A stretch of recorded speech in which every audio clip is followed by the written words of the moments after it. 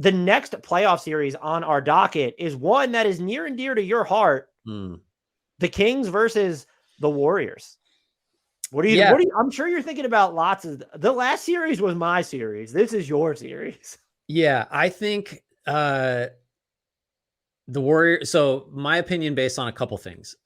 One is uncertain. One is pretty certain. The uncertainty is I believe the Warriors are better than they've shown for most of this season. And factor in that they had the best net rating in the Western Conference after the All-Star break. A lot of that has to do with smoke in Portland by like 1,000 points on the last day of the season. But they're 15-9. They had stretches where they really did look, championship-ish caliber. So I think the Warriors are better than your typical 6 seed. Hot take. But I'm not 100% sure about that because they've laid massive eggs all year at bad times. The other thing is I don't think the Kings defense is good enough to do anything against the Warriors offense. And so that's where I don't know. I would love it if you had, not to put ridiculous pressure on you, but hey, Dan, make the case for the Kings defense being good enough to bother the Warriors. I don't see it. So that's the 10,000 foot view of it. I do think I will say up front that I think Domantas Sabonis is perhaps the most pivotal player in this series because he is the driver of this offense that was the best in the league. I think it was Zach Cram at the Ringer did look at his handoffs, and the Kings have run like just an obscenely greater number of handoffs than any other team. Like Sabonis as the handoff guy has run more handoffs than any team, generally speaking. So like he's vital to the offense. I think he's just a walking bullseye on defense for the Warriors because he can't guard in space. He can't defend the rim. You can't switch with him. If you trap with him, the Warriors have seen that a trillion times and they get it to Draymond Green going downhill in a 4-on. Like there's just, I don't know what you do with Sabonis defensively. And I think the Warriors aren't a pick and roll heavy team necessarily, but they do set a billion ball screens, even if it's just for handoffs. You can imagine Looney and Draymond Green at the top, just screening Curry's guy. And if the other big is in a drop or just not anywhere near the play, it's an open three or it's a drive and it's a pocket pass it's just like, I don't know what you do with Sabonis defensively, and you can't take him off the floor because he's so vital to the Kings offense. So that's my starting point is Sabonis matters a lot, and that's both good and bad. What's interesting, this isn't necessarily the case for the Kings to win, but they have the 9th best defense when they play on the road. Did you know that? I did not know that. I know that they're weirdly bad at home, just general, like which you wouldn't expect from a team that like a younger team or with less experience that just gets up for scoring a bunch of points. But yeah, good point.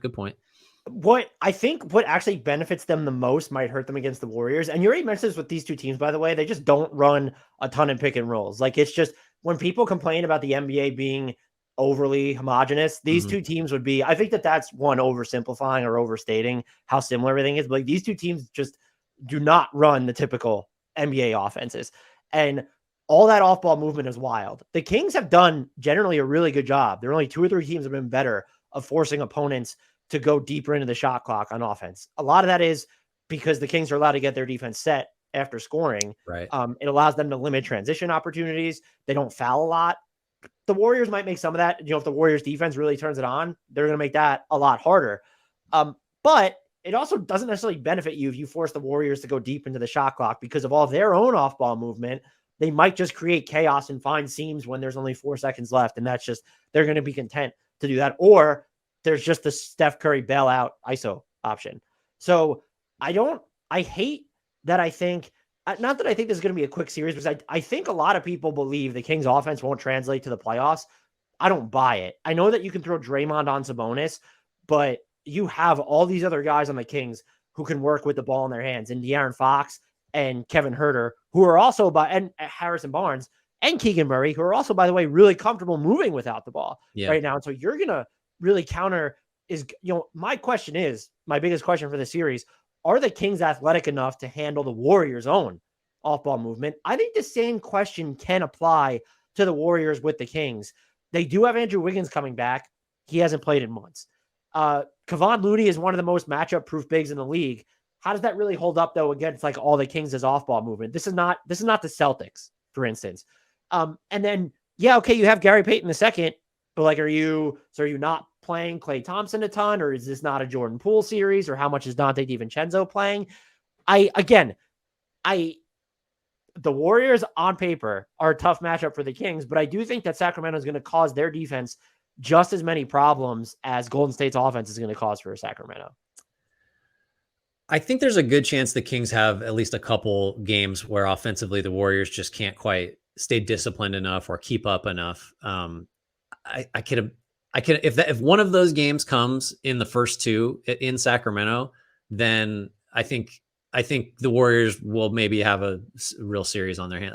I do think though that if you are, so you mentioned Looney, and Looney, I agree. Like his track record is just like, it is not an advantage to get him switched onto a small or to have him move in space. He's just way better at that than he looks like he should be, and that most bigs are. He hasn't been quite as good at that this year. I think he has slipped a little bit. But if you're the Kings and what happens is you expose that a little, all you're doing is getting Draymond Green at center with 4 shooters or 4 wings around him. And I don't feel like that's ever been a win for any opposing team when you get Draymond at the 5 lineups. So, the way I see the Kings succeeding has a lot to do with Sabonis bullying, inside. If they get switches, anytime he has that. So Joe Verre for Golden State of Mind does really good Warriors breakdowns with film and stuff. And the Kings run these wedge actions, which is just like a diagonal screen from a block to the opposite elbow that gets Sabonis oftentimes in post position, either switched with a little guy on him or with a little bit of a time advantage because the big is catching up. So that's a way for Sabonis to maybe pile up some fouls, get to the line, finish inside. But there's just not a lot you can do if you're the Kings. You're not going to confuse the Warriors off the ball, especially if you have, say, DiVincenzo, Wiggins, Peyton out there. They're just going to switch everything 1 to 4. So running around and all this other stuff, off ball action, I think is probably going to be mostly unsuccessful because the Warriors do have the personnel to just not really be bothered by that because they don't have to chase anybody. They just point and switch. So I guess I'm trying to think of other ways for the Kings to succeed here. It's just hard. I'm sorry. It's just hard to see. I feel like it's lame to be so pro Warriors in this series because that is the take that everybody has. The Warriors are favorites in the betting markets. And I just think that the fundamental failures of the Kings to defend the pick and roll, the Warriors don't do it a lot, but just to get to the point, they're 7th worst in points allowed per possession to pick and roll ball handler. And the bottom 4 are Houston, Detroit, Charlotte, San Antonio. So basically they're 3rd worst among actual NBA teams. The Warriors can go to that if they're not having success off the ball because they've done that in past series. And the Curry and Draymond pick and roll has just historically been pretty unstoppable. So I don't know. The Kings have to run hot from 3. That's going to be the case for every underdog that we talk about.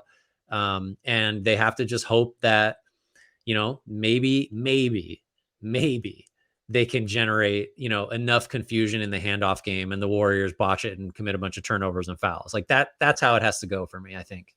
Well, here's the other thing. And I don't know how much my 2 questions to make a case for the Kings here. And look, I also could see this series just being like, I know the Warriors have a higher ceiling defensively. This just might be a shootout a shootout every single night. One, there has to be some level of concern about what does Andrew Wiggins look like after coming back and missing so much time. I'm glad that he's able mentally to come back to a place and play after dealing with the stuff with his dad. But like, what is he just going to look like? Because he hasn't had like the best season overall. No, he wasn't good when he came back from that initial injury before he went out. So yeah, that totally valid question. The second one is how much does the Warriors road splits this season matter? So for the season, 28th on defense away from Chase Center. Now they improved to a whopping 22nd after the All-Star break when they were 4-7 on the road, which is like hitting a home run for them relative to how many games. Does that not actually matter? Because 1, the games are going to be spaced out more, and 2, you're game planning for the same opponent over and over. So do you ascribe any value to the Warriors' shitty road splits this year? Yeah, you have to, because so this goes all the way back to the very first thought I had about this series is I think the Warriors are better than what they've shown. And that extends specifically to how terrible they've been on the road. And there are all these numbers that show, well, they foul more, they turn it over more, they don't shoot well, opponents shoot really well it's just everything goes wrong on the road. And so I ultimately don't know what to ascribe those crazy splits to other than the Warriors kind of just didn't bring it on the road. And that's such a hacky, like old school coach thing to say. But if you watch the games, their intensity was lower. Their attention to detail was worse. They threw the ball all over the gym. Like it's just, and so I think in a playoff series where now they're fully engaged, I just think they're going to be better on the road. I have no statistics to back that up. I just think based on the personnel and the talent and the history and the stakes now, I think they'll just be better. And I don't know that means they'll be just as good on the road as at home, but they're not going to be like a bottom 10 road team. I can't imagine. Plus the road, quote unquote, by the way, is like an hour and 10-minute drive, or maybe a little more than that. Yeah, but this isn't like Lakers Clippers shit, because that is, especially game one, like there's not going to be a blue or yellow anything in sight. I don't know. That's going to be interesting. I do know. I mean, the Kings fans are going to show up. It's going to be the loudest playoff arena in the league without question. I've kind of already penciled in game one as a loss for the Warriors. I just can't.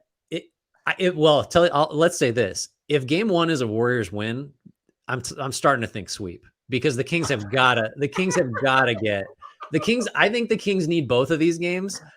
But if they lose game one, man, I mean, the snowball's already rolling down the hill at that point. The other thing too, with my final question on this, is we talk a lot about the variability in Boston's offense. There's that they don't generate rim pressure. The Kings are actually okay at like limiting looks around the rim protection's bad, but like they can keep teams away from there. Their base defense is pretty good at that. And so just like, what's to say that the Warriors don't go through one of those spurts? I mean, Klay Thompson is so good and Steph Curry's so good, but like if you're going to play Jordan Poole, who's been better of late, but he's still at his heart, he's Jordan Poole. Yeah, Jordan Poole's always got a 1 for 9 in him. He's always got that. What are you going in Kings Warriors? I'm gonna go Kings. I'm sorry, almost slipped there. I'm gonna say Warriors in. I'll go Warriors in 6, and it's closer to 5. I'm gonna go Warriors in 7, and I hope that Kings fans don't take that as a sign of disrespect. I really do believe in the offense. I think that the defense has like the skeleton of something that is better than the numbers show, but it's just the Warriors as a first round matchup are so uniquely built to dice them up. Maybe earlier in the shot clock, or just survive on those late shot clock looks. I'm not sure how much it's going to matter. And the other thing that worries me is so much of their best defense, in theory, is going to come after they make shots at the other end. The Warriors, I think, are going to make that tougher on them, where their offense might not be as efficient on a night-to-night basis. Yeah.